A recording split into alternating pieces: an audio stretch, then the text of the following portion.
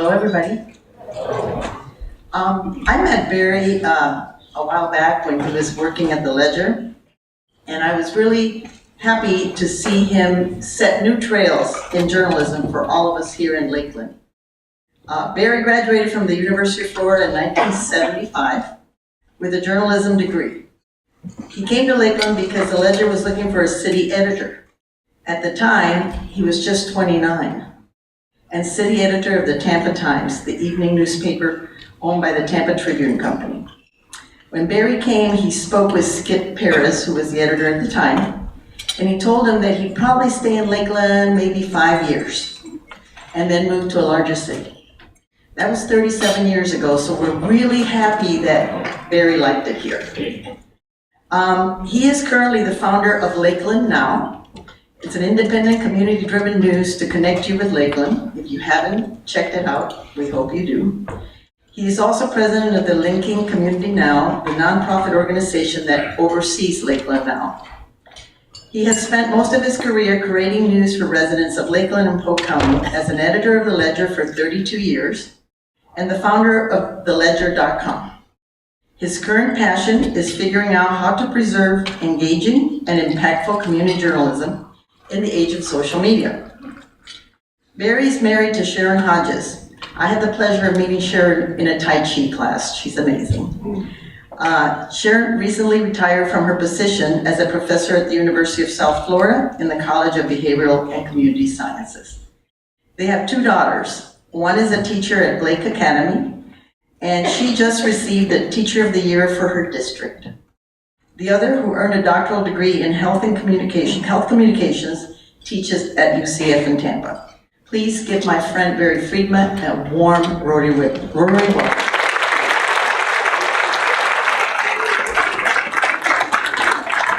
Thank you, Sheila. Half of that stuff's in my presentation, so it's officially a minute less time now. Want to thank you for inviting me. I see an awful lot of friends here, mostly people I've met in the last 3 years since I started Lakeland Now. So one of the things that's been very valuable about what I'm doing is getting to know so many people in the community, as opposed to when I worked at the Ledger as an editor, kind of in the newsroom, and didn't really get out as much. I was here. I talked to this club about 11 years ago, I think maybe even 12. It was back when we founded something called Hope Voice. I think it's still around, but things have changed a lot since 2007. I did want to start by thanking Rotary for the work that you do in the community. The projects like Rotary Playground at Hernando's Landing make memories for families. This particular shot comes from the end of a video, and those of you who are friends of mine on Facebook, I posted that video this morning so you can take a look at it. If you're not my friend, friend me, and you'll get to see it too. Pastor Loudon, my granddaughter, really loved Old MacDonald, so thank you for bringing back some memories. And that was the hard part. Today we're going to look at how people become engaged with their community through the media. One of the things I've tried to do in my career, one of the things that has motivated me is creating informed and engaged voters, getting information out that will help people make informed decisions. We're also going to look at some media trends about where we are now, how we got there. Some of you may recognize these as sort of modern updates on some familiar Norman Rockwell paintings. And we'll get a little into what I've learned about Lakeland over the last few years. So it all began, my media journal journey began in the 50s and 60s. I grew up during that period, and during that time, most cities had 2 newspapers. I grew up in Atlanta. In Atlanta, we had the Constitution in the morning and the Journal in the evening, and believe it or not, in that period, Lakeland actually had 2 newspapers. They didn't both have Lakeland in their title, but people typically took the Tampa Tribune in the morning and the Ledger in the evening. Back then it was the Lakeland Ledger. Took the Lakeland out in about 1979.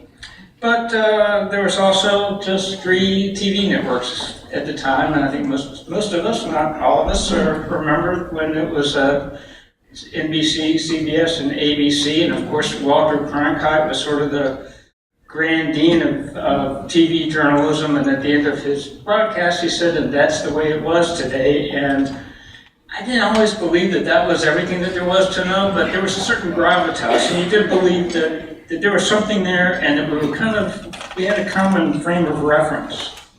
So the 1970s came, and I went to the University of Florida. I've been a Floridian ever since. It was a very heady time to be in journalism. During the time I was in journalism school was when the Watergate scandal happened. Newspapers were kind of on an upswing. There was kind of the feeling that these two young reporters from the Washington Post helped break a scandal and bring down a president. As a new reporter, my first or second year, these guys were being played on in Hollywood by Robert Redford and Dustin Hoffman. It's a pretty good time to be a young journalist, right? It was also about the time that the gross number of newspapers hit their maximum in terms of circulation. It's come down since then quite a lot. So it was a really good time. But there was a little dirty little secret at the time too. Newspapers had already peaked. Household penetration of newspapers reached its peak in the 50s and started declining. And there's a lot of reasons. I think Walter Cronkite might be one. I think TV, but also there are other things that were pulling and tugging in people's time and attention. So it's kind of a little dirty secret. A lot of people like to think that it was the internet that brought down newspapers, but really the slide began well before ARPANET even started thinking about doing anything with network computers. So my model of the kind of journalist I wanted to be when I graduated from college and went to the Tampa Times was David Broder. And of course he wasn't nearly as sexy as Woodward and Bernstein, but David Broder was the political editor, chief political writer of the Washington Post. And what Broder did really well was explain government and politics in a way that people could understand and get them involved in what was going on. Anyway, I spent 7 years at the Tampa Times. As Shushil mentioned, I became city editor at far too tender an age. One thing that's kind of interesting is, went too far. My trigger finger's getting a little hyperactive here. Back in the 1970s, when I started at the Tampa Times, there were 5 daily newspapers in Hillsborough and Pinellas counties. Now there's 1. It's an indication of what's happened with media. Similarly, in Polk County, this might be surprising, but I was told by Tom Palmer, he used to be a reporter at the Ledger, that back in the late 70s, when he covered the Haines City Commission meetings, there would be 7 reporters there. There'd be reporters from the Ledger, the Tampa Tribune, the Orlando Sentinel, the News Chief, the Haines City Herald, the 2 Lake Wales newspapers, and I haven't counted, but I think that came up to 7. Now I think they probably get a Ledger reporter at most meetings, but that's about it, and I don't even know if they go up to all of them. Just an indication how things have changed. 1980s, I moved to Lakeland, came to the Ledger in 1982, and my focus for the next 32 years really was curating news for people in Polk County and Lakeland, and it's really what I'm still doing in quite a lot of ways. At the Ledger, the first half of my career, I worked on the city desk. I was city editor, I was the news editor, and I was the features editor. Other things happening in the media, there was a lot of there's kind of a trend towards nationalization, right? So USA Today was founded in 1982. It paved the way for the New York Times and the Wall Street Journal to become national newspapers. They really are based on the same kind of satellite technology. We actually have a local remnant of that here that I saw Chuck in here. Chuck was a part of for a while, and that is that the Ledger prints the copies of the New York Times and the Wall Street Journal that you see in Central Florida.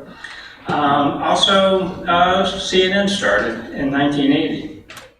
I remember really early in my career, somebody asked if I wanted to move back to Atlanta because CNN was looking for copy editors, and I thought, CNN, cable, I don't know if that's going to go anywhere. And I stayed put at the Tampa Times.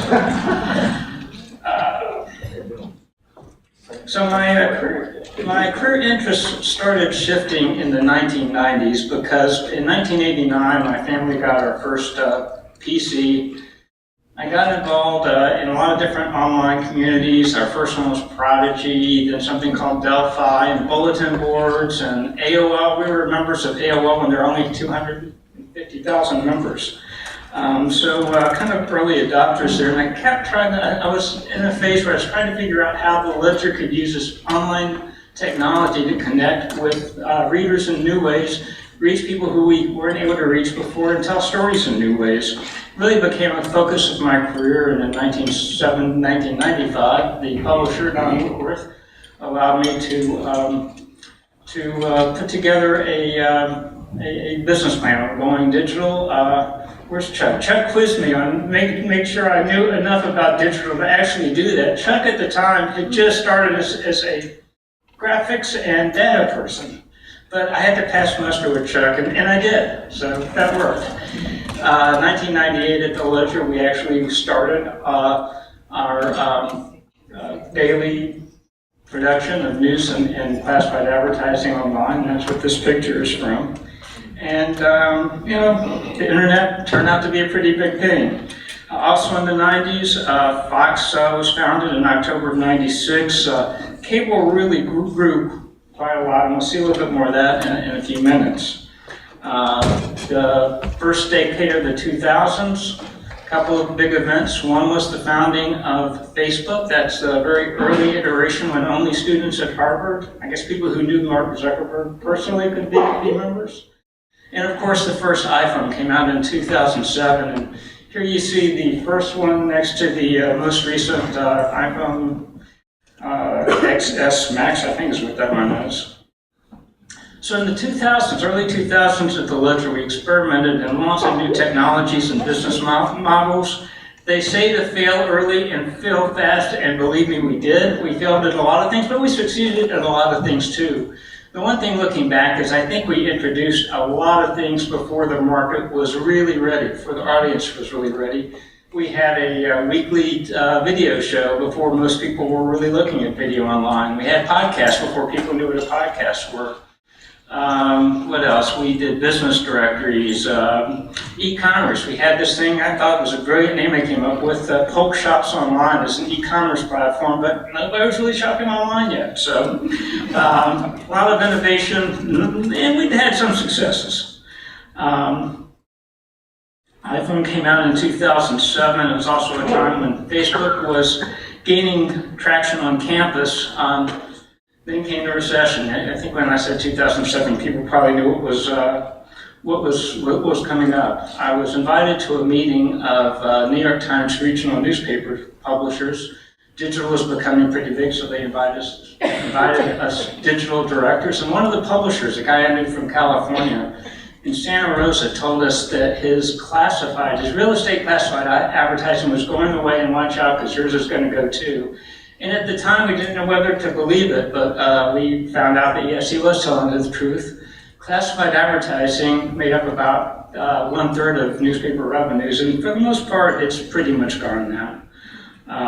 You know, it's just too easy and cheap to advertise things on Craigslist and eBay, and we've got jobs.com and those kinds of outlets.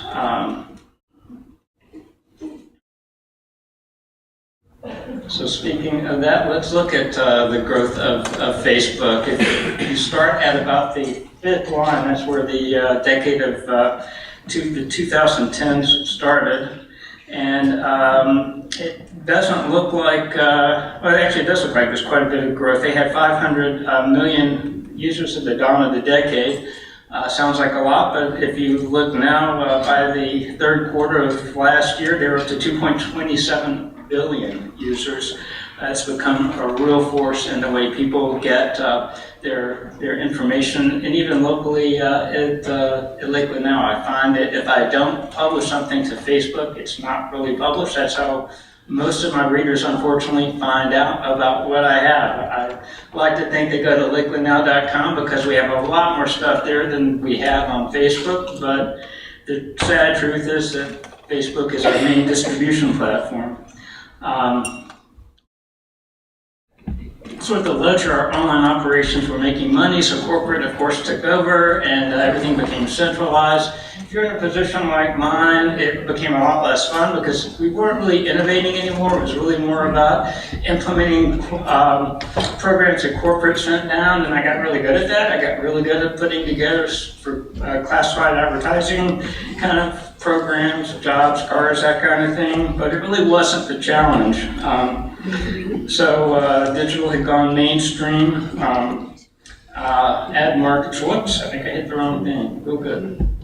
Ad markets were imploding. If you look at the red dots there, that's the newspaper share of the total ad market, and from about halfway through is when the 2010 started till now, you see that the share is increasingly smaller. The blue lines are digital advertising. The thing to keep in mind when you look at that and the expansion there is the vast majority of that money is going to Facebook and Google. I didn't take the time to look at the figures, but I think they commence at from like 80% of digital revenue. At the same time, cable has grown and the audience has splintered. We have so many different cable channels now that audiences are fractured into small amounts. We no longer really have that sort of common understanding that we had when Walter Cronkite was around. People don't have the same even set of understanding of events. People are in their bubbles, and this is kind of an interesting thing that the Wall Street Journal came up with. It's called blue feed, red feed, and it's a live feed that they have that shows you if you are only looking at the liberal Facebook or the conservative view of Facebook, what you're going to see. And they do this they break it down by 8 topics. This was a screen grab from this morning if you looked at their topic for President Trump. Totally different worldviews, and if all you see is one side or the other, you're going to see a much different view of reality.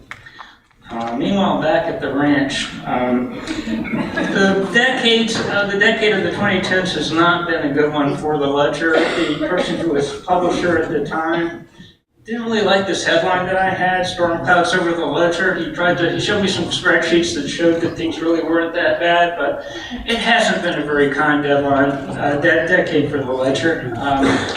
You know, with the newspaper industry and retrenchment, the New York Times, which owned the Ledger since 1970, they pretty much retrenched into their core business. They sold off the Ledger and the other regional newspapers to a group called Halifax in 2012. And in 2015, Halifax gave way to Gatehouse Media, the current owners.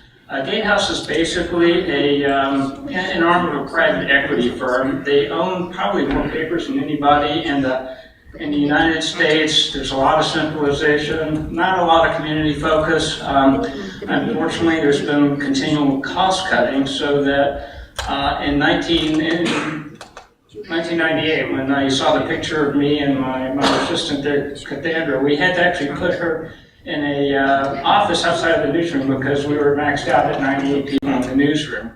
No more room. Now they've got somewhere in the low 20s in the Ledger newsroom. So cutbacks have been pretty severe. Also, if you see that bottom floor there, the entire news operation is in what used to be a unfinished, it is finished now, but it used to be an unfinished storage room that we called the bonus room back in the old days. The second and third floors, the main offices are now being leased to Publix for IT staff. So there have been some major cutbacks. Nationally, looking at the numbers, by 2017, national distribution of newspapers was about half the number of copies that were distributed in the early 1990s. There's even a concept now called news deserts. And news deserts are communities where, because of cutbacks, there's really nobody covering the news anymore. Fortunately, we're not in that situation in Lakeland, but I think if you go a bit south to a town like Wauchula or Arcadia, that used to be served by bureaus from places like the Tampa Tribune and the Tampa Bay Times or St. Bay Times back in the old days. I don't think they're really getting covered anymore. I think those have become what we now think of as news deserts. So I too went through a personal transition in the last decade. In 2014, I found that I was no longer at the Ledger. My position as managing editor for digital had been eliminated, and I had to think of what I was going to do next. So I was just 62, a crazy kid with a wild dream, and I started Lakeland Now. And Lakeland Now was my idea of how to get people reconnected with their community.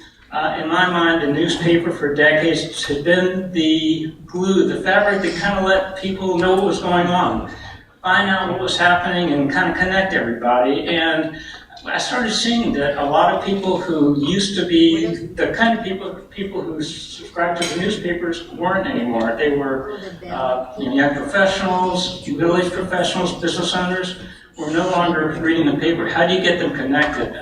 People think they can do it through Facebook, but it's not a really efficient way of doing it. So I wanted to basically bring all the news together in one place. We formed as a nonprofit, and there are several reasons for that, but the really main reason is that it's all about serving the community and people getting engaged. It's really not about getting the most amount of page views, and it seems to me when publications do that, when they try to get those big page views, it's kind of a race to the bottom. We didn't want to go there. And it really is part of a movement. We're not the only ones. I belong to two organizations of people who are doing small news websites around the country. One is Institute for Nonprofit News. Those tend to be bigger than what we have going here. It's 190 members, mostly in the US, but some abroad as well, all nonprofits. A lot of them are organizations that started with grants about 7 or 8 years ago when there was a lot of grant money. That dried up. There actually is some money again, and hopefully we'll find some of it. And the other group is Lion Publishers. Lion is local independent online news publishers. That's mostly for-profits, some nonprofits. It's a lot closer to what I'm doing because typically they are 1, 2, 3 per person operations, and there's about 243 members now. Last I knew it was in 45 states, and maybe a few more by now. So I'm at Catapult now. I'm not at the not in the Ledger building. I've gotten to know Lakeland a lot better. The timing was really good of when I started doing this. I probably wouldn't have started Lakeland Now if I found myself not at the Ledger 2 or 3 years earlier. And the reason is because there's so much energy. There's been so much energy for the last few years. A lot of innovation, focus on entrepreneurship. Catapult started, and I went through the co-starters class there. The funny thing about co-starters is my teacher there was Todd Bayless, who I believe used to be a member here. Todd, I've known Todd since he was in kindergarten because he and my daughter went to school together back then. But Todd was a great teacher. City seems to be getting younger. There's a focus on getting students to stay here, and I think it's done wonders. Downtown has reemerged. Lots of pride of place in Lakeland. We're not really Polk County. We're kind of separate. We're not just a town between Tampa and Orlando. We're coming into our own. We're in some ways a purple pocket in a red county, but we're between two blue metro areas, which is kind of interesting to me because I remember the conventional wisdom when I started covering politics in the 70s was Pinellas County was Republican, Hillsborough County was Democrat, and Orange County was Republican. Not pretty much, those are kind of blue areas, but we're the kind of purple and the red center. I do think there's a little bit of a tension between people who look at Lakeland as let's do it the way we always have, and people who want to do things in new ways. People are welcoming to newcomers, but I think to a certain degree you probably need to kind of prove your stuff. Looking at the local media market, for years the main media had been the newspaper, of course Hall Communications, radio stations, and some smaller magazines like the ones that the Cravens started. But in the 2000s, that started to change as the means of production became easier and cheaper. Several local blogs started. There was one called Lakeland Local for a while. There was one called Empirical Polk. I never knew who did that until I was having lunch one day with my friend Josh Hallett, and I asked Josh, I wonder who did empirical polka, why did you quit doing it? And he said, well, because I got tired of doing it. So, we have millennial focused newsletters are really big, and we have one of those now with LA Out Today. More recently, magazines like the Lakelander and Haven Lakeland have started more lifestyle-oriented magazines. Lakeland Mom is a really good specialty site. For those of you who are parents, they do some really good things in terms of letting you know what's going on for families with young children. Lakeland TV had a really nice effort going along for a while, bringing high-quality video coverage to Lakeland. All the Lakeland TV stations have full-time reporters in Lakeland now. Unfortunately, too often, they do the easy thing, which is cover Brady Judge press conferences. I'd like to see them finish beyond that. And I do think some of them do. Some of them are a little bit more enterprising. It's kind of look at what's going on. As far as Lakeland now, because we have all these new diverse sources, curation becomes a part of what we do. So in addition to the coverage that we do, our own original coverage, we curate from all those other sources I just mentioned, and basically present a little bit of everything that's out there that we feel is credible and speaks to what our mission is. And our mission is to show people efforts to make Lakeland a more livable community. That really is what our news judgment is based on. Does this story talk about ways that Lakeland is becoming a more livable community? Excuse me. So we're heavily involved in social media. We kind of have to be in this day and age, and mobile is very important to what we do. We were designed specifically to look good on phones. In fact, I think the website looks a lot better on a phone than it does on a desktop browser. Email is important. It's not really one of our delivery platforms now, but it will be. We have a much more conversational tone than I think that you see in a lot of traditional meetings. There's not that sort of ivory tower tone you see elsewhere. So where are we now, and where are we going? It's taken about 3 years, but I've really felt a lot more traction in the last 6 to 9 months. Our traffic is way up. Social media followers are way up, and the rate that it's expanding is gaining a lot more quickly. Very gratifying when I look to see what the most popular stories were last year. By far the most popular piece of content we had was our voter guide. So before both the primary and the general election, we put together a really kind of massive document that went to every candidate with all kinds of links to where you could find out more. And it really wasn't, this is who to vote for or what we think. It really kind of forced the reader to do a little bit of work, because you had to click off and see, who did contribute to the candidate. What are they saying on their website? But it ended up being by far our most popular piece of information, and it told me that people understood that our mission is citizen engagement. Okay, just about that. Thank you. Fundraising is getting some traction. This picture is actually from a fundraiser we held in November. As a result, we're using some very experienced freelance reporters now. So it's not just me anymore, which is good. And we see a pathway finally to hiring some full-time reporters. I wish my friends at the Ledger very well. They have fine journalists. I support them all the time. They do a good job. But as they keep cutting back, we want to build a trusted brand that can continue to keep Lakeland informed with credible news. So that's my crazy dream. If there's time, I'll take questions. If there's not, okay, sounds good. Thank you.